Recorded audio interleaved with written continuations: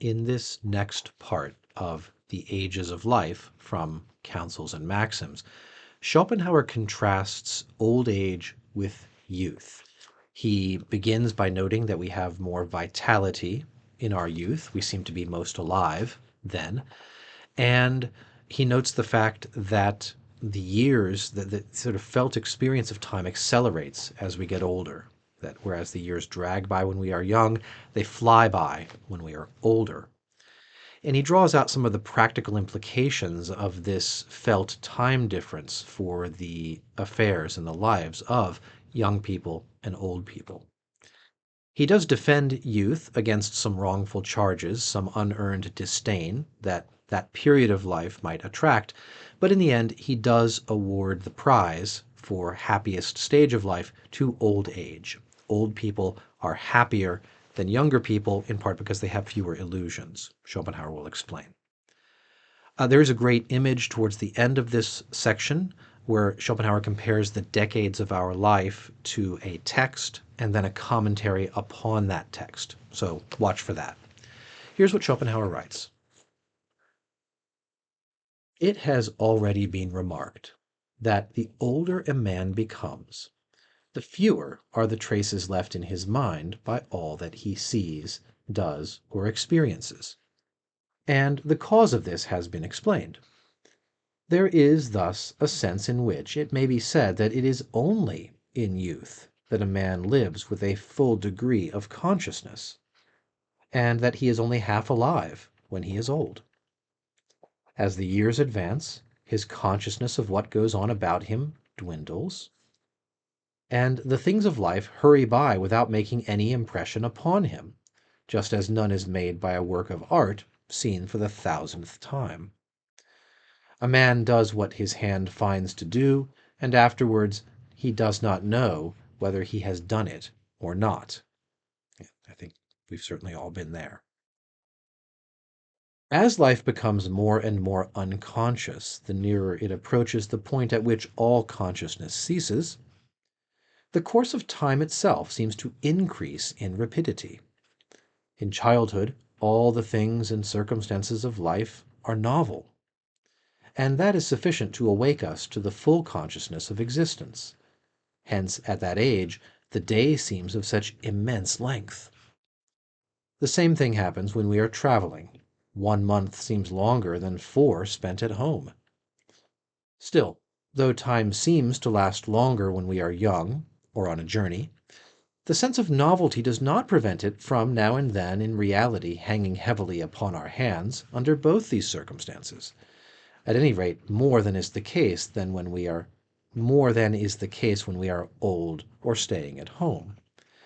But the intellect gradually becomes so rubbed down and blunted by long habituation to such sensations that things have a constant tendency to produce less and less impression upon us as they pass by, and this makes time seem increasingly less important, and therefore shorter in duration.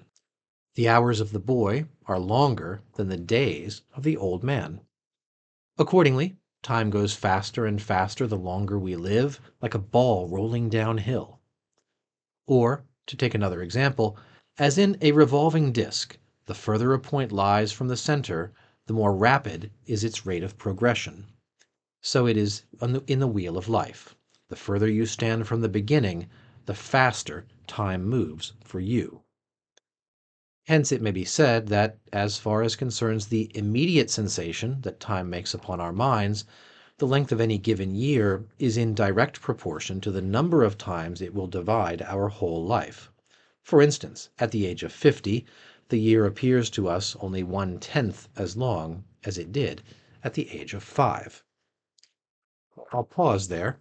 It's interesting suggestion here, especially like the angular velocity suggestion. The wheel is turning, the disk is turning, and you are, in a sense, as you grow old, moving from the center of the disk towards the outer perimeter where the angular velocity is higher. The whole disk is spinning at a constant rate, but the points on the outside fly by, where the points on the inside crawl by. That seems to be his metaphor for the experience of time speeding up as we get older.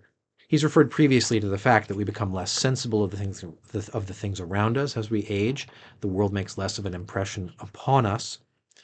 And on the whole, it looks really here like youth has a great deal more to be said for it than old age, with this considered. Although he does say, just as in travel, sometimes, as in traveling, as in youth, we get bored, right? Time hangs heavily upon us, sits heavily on our hands. He'll say more about that in just a few moments. Going on to Schopenhauer now. This variation in the rate at which time appears to move exercises a most decided influence upon the whole nature of our existence at every period of it. First of all, it causes childhood, even though it embraces only a span of 15 years, to seem the longest period of life, and therefore the richest in reminiscences. Next, it brings it about that a man is apt to be bored just in proportion as he is young. Consider, for instance, that constant need of occupation, whether it is work or play, that is shown by children. If they come to an end of both work and play, a terrible feeling of boredom ensues. Even in youth, people are by no means free from this tendency, and dread the hours when they have nothing to do. As manhood approaches, boredom disappears, and old men find the time too short when their days fly past them like arrows from a bow. I think I'll pause there. So here again is two effects, right? One, that childhood seems like the slowest and therefore the longest period of life and the place where we make most of our memories, and that the children are more likely to become bored. Why? Because of the way that time passes for them. And old men don't get bored. Even grown men don't get bored in the same way, with the same ease, Schopenhauer seems to say. Going on. Of course, I must be understood to speak of men, not of decrepit brutes. With this increased rapidity of time, boredom mostly passes away as we advance in life, and as the passions, with all their attendant pain, are then laid asleep. The burden of life is, on the whole, appreciably lighter in later years than in youth, provided, of course, that health remains. So it is that the period immediately preceding the weakness and troubles of old age receives the name of a man's best years. This may be a true appellation, in view of the comfortable feeling which those years bring. But for all that, the years of youth, when our consciousness is lively and open to every sort of impression, have this privilege, that then the seeds are sown and the buds come forth. It is the springtime of the mind. Deep truths may be perceived, but can never be excogitated. That is to say, the first knowledge of them is immediate, called forth by some momentary impression. This knowledge is of such a kind as to be attainable only when the impressions are strong, lively, and deep. And if we are to be acquainted with deep truths, everything depends upon a proper use of our early years. In later life, we may be better able to work upon other people, upon the world, because our natures are then finished and rounded off, and no more a prey to fresh views. But then the world is less able to work upon us. These are the years of action and achievement, while youth is the time for forming fundamental conceptions and laying down the groundwork of thought. So here, a suggestion that we must use our youth properly, right? That it is because this sort of immediacy of our experience and knowledge of the world can only be had in youth, because that's when our senses are sharpest, when the impressions that things make upon us are strongest, when we are lively and sort of exposed and engaged with the world.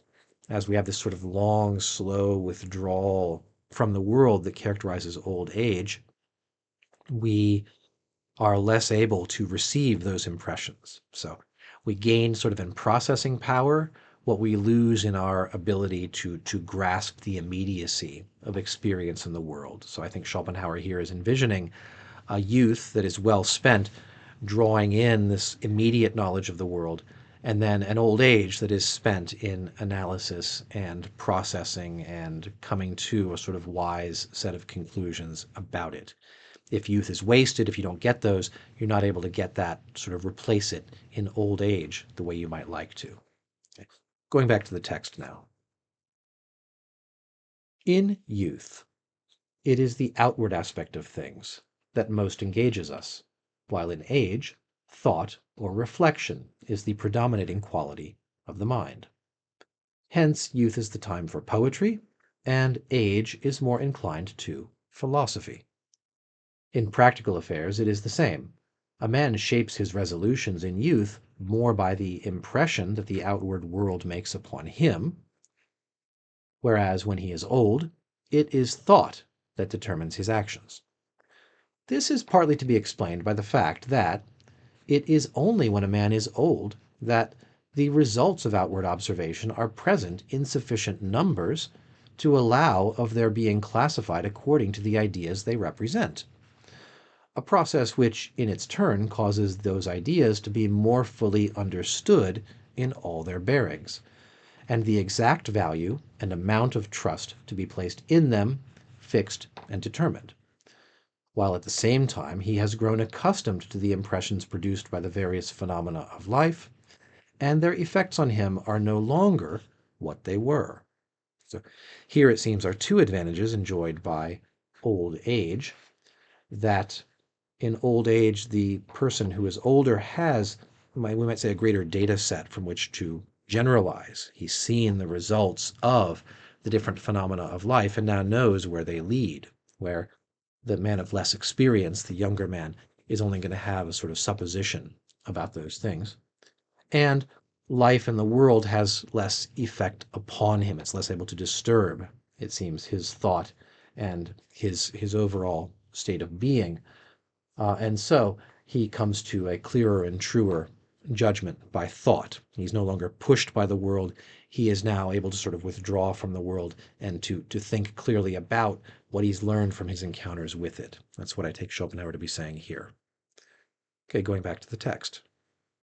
Contrarily, in youth, the impressions that things make, that is to say, the outward aspects of life, are so overpoweringly strong, especially in the case of people of lively and imaginative disposition, that they view the world like a picture, and their chief concern is the figure they cut in it, the appearance they present.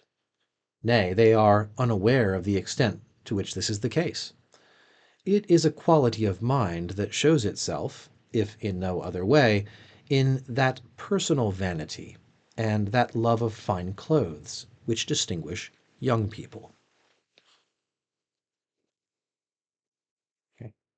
Just a short paragraph about vanity and about the way in which a young person cares about the figure he cuts in the world, about what other people think about him. This seems to be another vanity of which the old are generally free. Schopenhauer again.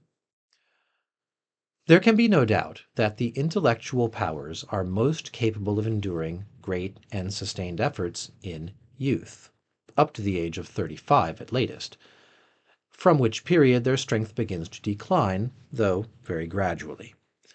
Still, the later years of life, and even old age itself, are not without their intellectual compensation. It is only then that a man can be said to be really rich in experience or in learning. He has then had time and opportunity enough to enable him to see and think over life from all its sides. He has been able to compare one thing with another, and to discover points of contact and connecting links, so that only then are the true relations of things rightly understood. Was the old P.G. O'Rourke line that age and guile beat youth and experience and a bad haircut. Some of you might remember that book from the 80s. Further, in old age there comes an increased depth in the knowledge that was acquired in youth. A man has now many more illustrations of any ideas he may have attained. Things which he thought he knew when he was young, he now knows in reality. I might say he moves from supposition to knowledge to certainty. And besides, his range of knowledge is wider, and whatever direction it extends, it is thorough and therefore formed into a consistent and connected whole. Whereas in youth, knowledge is always defective and fragmentary. So with the greater knowledge of old age, the greater data set over which to generalize, comes a wider set of experience and an increased depth of knowledge and a longer experience of comparing and contrasting things to find the true connections between them. Okay, all that seems true and accurate to me. Continuing. A complete and adequate notion of life can never be attained by anyone who does not reach old age. For it is only the old man who sees life whole and knows its natural course. It is only he who is acquainted, and this is most important, not only with its entrance, like the rest of mankind, but with its exit too, so that he alone has a full sense of its utter vanity, whilst the others never cease to labor under the false notion that everything will come right in the end. Let's say it's the old man who finally sees the vanity of life. Nobody who doesn't make it that far really has a true picture of what human life is generally like. On the other hand, there is more conceptive power in youth, and at that time of life, a man can make more out of the little that he knows. In age, judgment, penetration, and thoroughness predominate. Youth is the time for amassing the material for a knowledge of the world that shall be distinctive and peculiar, for an original view of life. In other words, the legacy that a man of genius leaves to his fellow men. It is, however, only in later years that he becomes master of his material. Accordingly, it will be found that, as a rule, a great writer gives his best work to the world when he is about 50 years of age.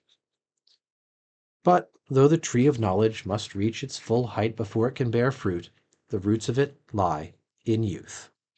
We see here over and over again Schopenhauer in this part, going back and forth between the advantages of youth, the advantages of age, the places in which we should judge truly about where each area seems to be strongest, where each age of life seems to have an advantage over the other.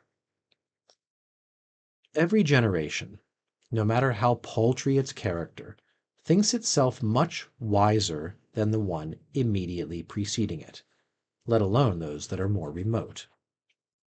It is just the same with the different periods of a man's life. And yet often, in the one case no less than in the other, it is a mistaken opinion. In the years of physical growth, when our powers of mind and our stores of knowledge are receiving daily additions, it becomes a habit for today to look down with contempt upon yesterday. The habit strikes root and remains even after the intellectual powers have begun to decline, when today should rather look up with respect to yesterday. So it is that we often unduly depreciate the achievements as well as the judgments of our youth. So, advice to us in terms of our own autobiography. When we are young, every day we seem to be getting better, and when we're 22, we look back on when we were 20 with a certain amount of elevation, right? We feel that we've come far. But he said already, after the age of 35, the intellectual powers begin to decline. When I'm 47, I ought not to look back at my 43-year-old self as though he was certainly less wise than myself. At a certain point in time, I've peaked, and I ought to be looking not down but up in respect at my past self. So, an important reminder to avoid a certain kind of chronological snobbery, or not to carry the conclusions that are accurate in our youth into our maturity and old age, to be sensitive to when that curve reverses. This seems the place for making the general observation that although in its main qualities a man's intellect or head, as well as his character or heart, is innate, Yet the former is by no means so unalterable in its nature as the latter. Okay. And just to map that out, the intellect can be changed, but character, Schopenhauer thinks, is fixed. The fact is that the intellect is subject to very many transformations, which, as a rule, do not fail to make their actual appearance. And this is so, partly because the intellect has a deep foundation in the physique, and partly because the material with which it deals is given in experience. Okay. So what are the two factors that cause intellect to be changeable? One, it's connected with our body and with the brain, whereas our character is not. And two, it's the intellect is working upon experience, which can grow, which can change, which is constantly getting new input, whereas character is not. Character is not responding to our experience in that same way. And so, from a physical point of view, we find that if a man has any peculiar power, it first gradually increases in strength until it reaches its acme, after which it enters upon a path of slow decadence until it ends in imbecility. But on the other hand, we must not lose sight of the fact that the material which gives employment to a man's powers and keeps them in activity, the subject matter of thought and knowledge, experience, intellectual attainments, the practice of seeing to the bottom of things, and so a perfect mental vision, form themselves a mass which continues to form in themselves a mass which continues to increase in size until the time comes when weakness shows itself and the man's powers suddenly fail. He's speaking here about the growth of knowledge and intellect. As I learn more and more, all of these things together can increase and increase and increase in size as I get older, and then my intellectual powers fail, I become senile, and it's all capable of a rapid change downward. Okay, so we're talking about change in the realm of the intellect. It can grow and it can collapse rapidly over the course of our lives.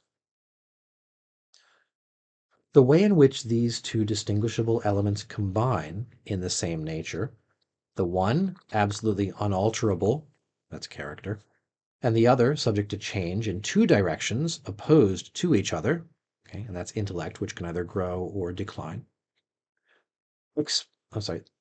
The way in which these two elements combine explains the variety of mental attitude and the dissimilarity of value which attach to a man at different periods of life. So we might say that if character is unalterable, we'll have to spot Schopenhauer this. We can contest it later. But intellect can go up and down. Well, then we would expect that a man who becomes senile, but it was a real SOB, and his character will be a senile SOB, right? A person who is kind and generous, a person who has a certain kind of magnanimous character, will retain that character as his knowledge grows and as his knowledge and intellectual powers decrease, whether gradually or suddenly. That seems to provide the sort of constant, unchanging focus or character of a man's life. The same truth may be more broadly expressed by saying that the first 40 years of life furnished the text, while the remaining 30 supply the commentary, and that without the commentary we are unable to understand aright the true sense and coherence of the text, together with the moral it contains and all the subtle application of which it admits. That's the passage I referred to at the beginning of this video. I like that very much. That the first 4 decades of life are writing the text of our lives, collecting the experience, and then the latter, from ages 40 to 70, latter 3 decades of our life, are a commentary which unlocks the inner meaning that is present in those years. So we don't really have a full grasp only from the textual reading. We need the commentary in order to appreciate the subtlety that is there. That's really when the real business of life gets going, it seems, is when we're composing and elaborating and drawing out all the subtleties of the text that is there through our commentary upon it. Okay. I kind of like that image, though maybe it's a little bit bookish for some of us. Going on. Towards the close of life, Much the same thing happens as at the end of a bal masque. The masks are taken off. Then you can see who the people really are with whom you have come into contact in your passage through the world. For by the end of life, characters have come out in their true light. Actions have borne fruit, achievements have been rightly appreciated, and all shams have fallen to pieces. For this, time was in every case requisite. The word time capitalized there. It just occurred to me right now, this is, in a sense, this is kind of like Schopenhauer as the not quite so malicious version of Heath Ledger's Joker from the movie The Dark Knight. That he says when people, just before people die, they show you who they really are. Take out the murder element in that quip, and Schopenhauer is saying much the same thing about the natural end of life. When people come to the end of their life, the masks come off, and we see who everybody really was underneath. So all the shams have fallen to pieces, actions have borne fruit, achievements have been rightly appreciated.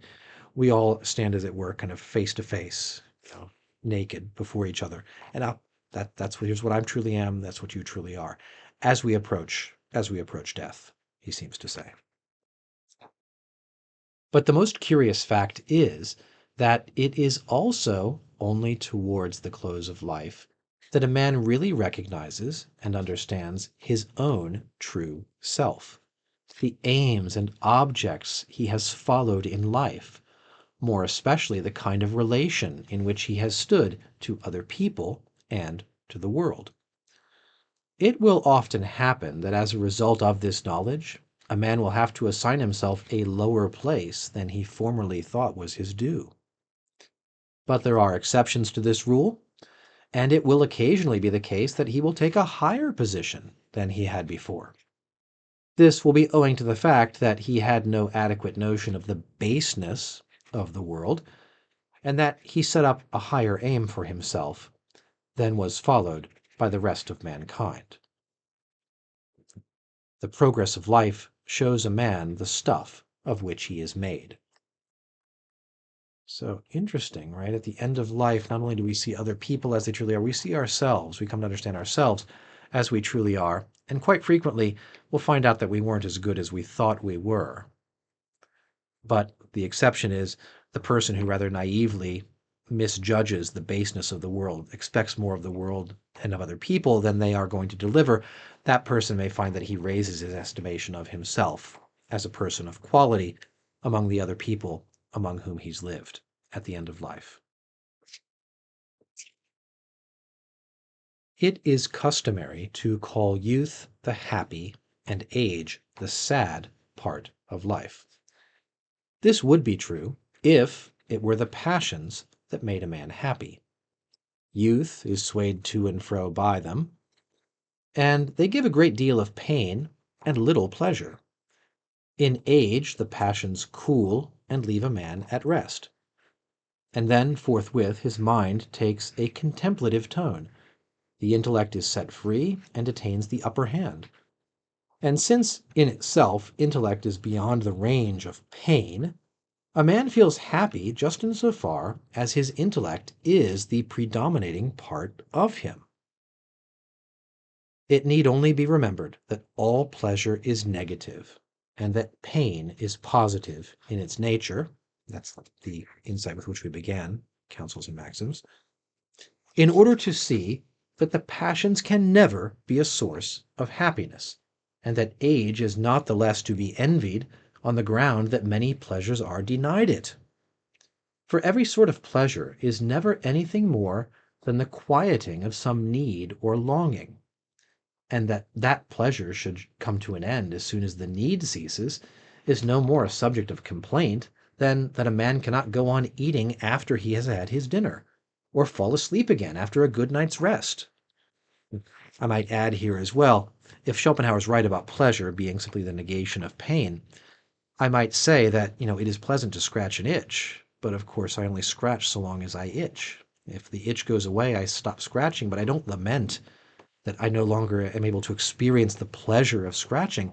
The pleasure of scratching was simply relieving the itch, which I found intolerable otherwise. So it's what we would call pleasure and chase after, struggle after, if we were sort of the prey of will, is in fact simply, it's just scratching an itch, right? And the fact that I can't do that, don't have to do that in old age, I should say, should be a great consolation to me rather than a source of disquiet and lament.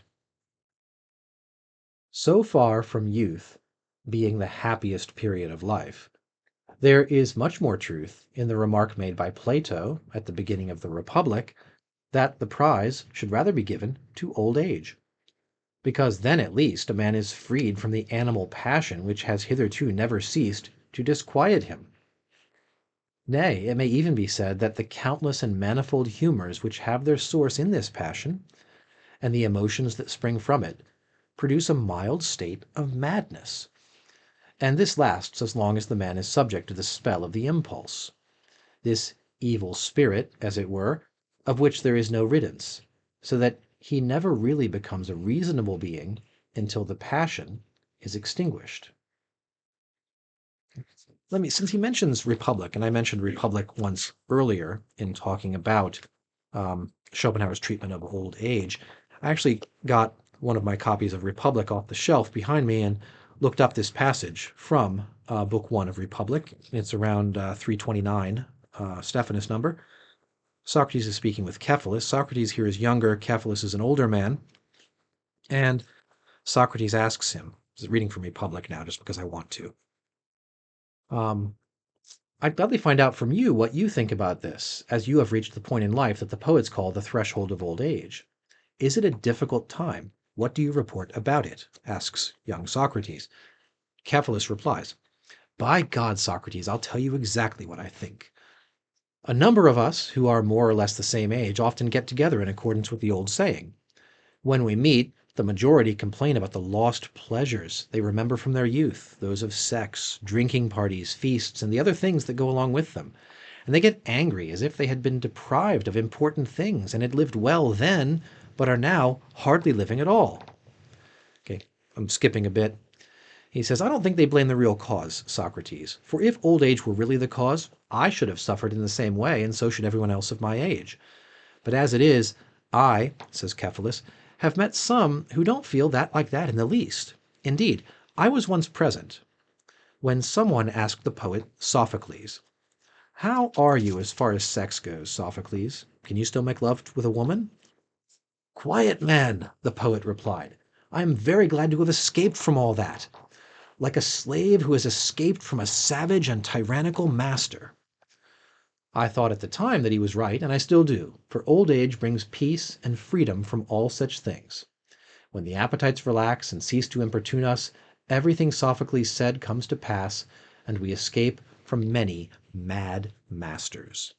So that's the source. That's Plato writing Cephalus, quoting Sophocles in Book 1 of Plato's Republic, saying that being old is like escaping from a cruel and tyrannical master, or many mad masters, the passions who've driven me forward without rest. And so what I really am experiencing now is freedom at last, freedom finally from the passions. So that was Plato. Going back now to Schopenhauer.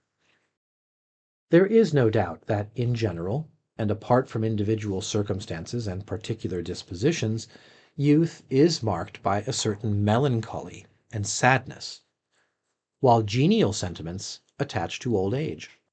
And the reason of this is nothing but the fact that the young man is still under the service, nay, the forced labor imposed by that evil spirit, which scarcely ever leaves him a moment to himself. To this source may be traced, directly or indirectly, almost all and every ill that befalls or menaces mankind. The old man is genial and cheerful because, after long lying in the bonds of passion, he can now move about in freedom. Okay, so saying essentially what I was just saying before, that once the blood cools, once these passions no longer drive your action, you are in old age, right? You experience a certain kind of peace. So going on. Still, it should not be forgotten that when this passion is extinguished, the true kernel of life is gone, and nothing remains but the hollow shell.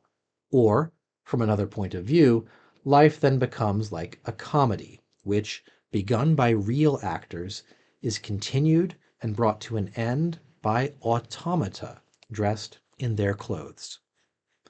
Okay, there are two great images in this short paragraph.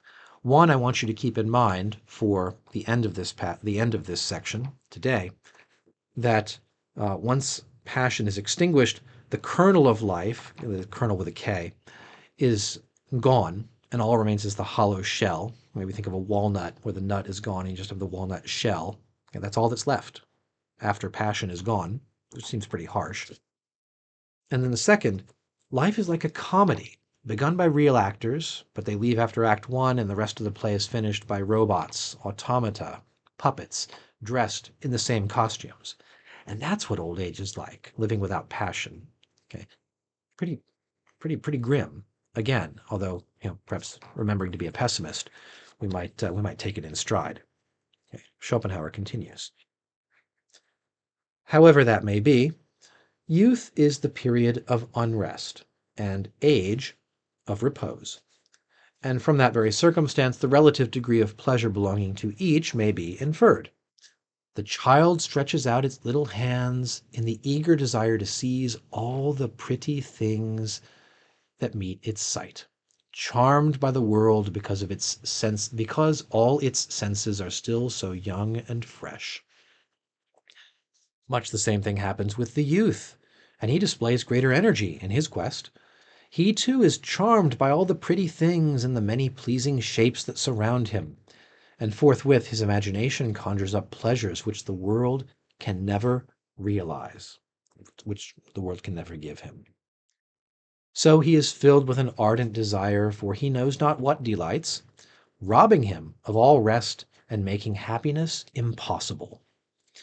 But when old age is reached, all this is over and done with, partly because the blood runs cooler and the senses are no longer so easily allured, partly because experience has shown the true value of things and the futility of pleasure, whereby illusion has been gradually dispelled, and the strange fancies and prejudices which previously concealed or distorted a free and true view of the world have been dissipated and put to flight, with the result that a man can now get a juster and clearer view and see things as they are, and also, in a measure, attain more or less insight into the nullity of all things on this earth.